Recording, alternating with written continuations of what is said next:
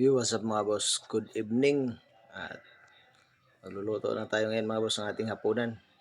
So, ang lutuin natin ngayon mga boss ay gising-gising. Ayan. So, yan po ang ating ingredients mga boss.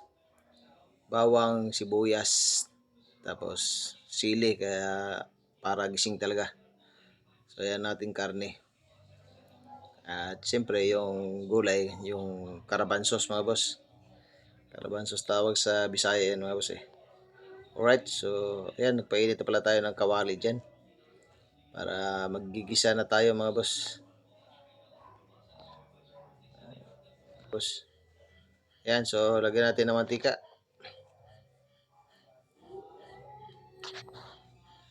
Ayan. Alright, so lagyan natin yung ating bawang. Ayan. So, mikos-mikos lang ng kaunti mga boss. Pagkaluto ng bawang, lagyan natin yung sibuyas. Ayan, so lagyan natin ng sibuyas. Mabilisan lang ito mga boss. Ayan.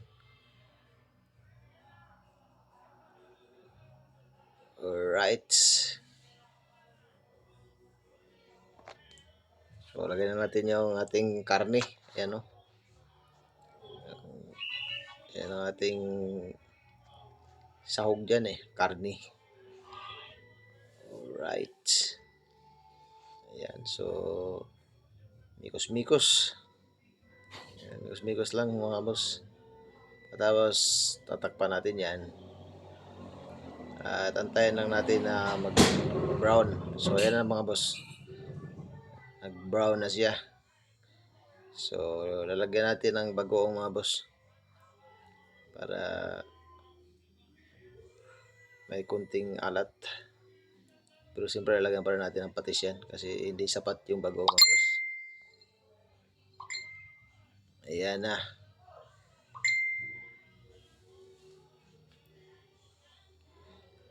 O, diba? Napakasarap yan mga boss. So yun, lalagyan na natin yung ating karabansos dyan mga boss. Dahil na golden brown na. Ayan ang ating karabansos oh. Karabansos. Ano ba Tagalog ng karabansos? Sigarilyas. Sigarilyas. Sigarilyas pala mga boss ito.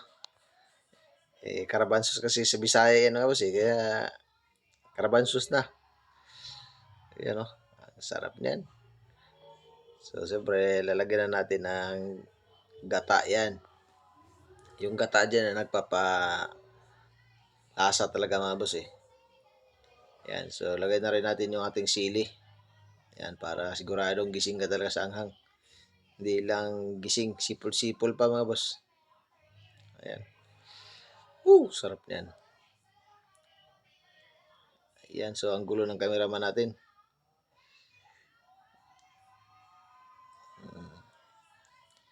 So yan, lagay natin ang ating kukumama. Ayan o. Ayan ang nagpapalasa ng gusto dyan mga boss yung kukumama na yan Ang sarap-sarap niyan. Pigayin natin ng maigi. Ayan, baka may tira pa. Yun o. Napakasarap na yan mga boss pag naluto na. So, antayin lang natin mga boss ilang minuto yan. So, ayan na mga boss. Luto na siya. Ayan o. Ang sarap-sarap na nito. So, maraming salamat pala mga boss sa walang sawang sumuporta sa aking channel.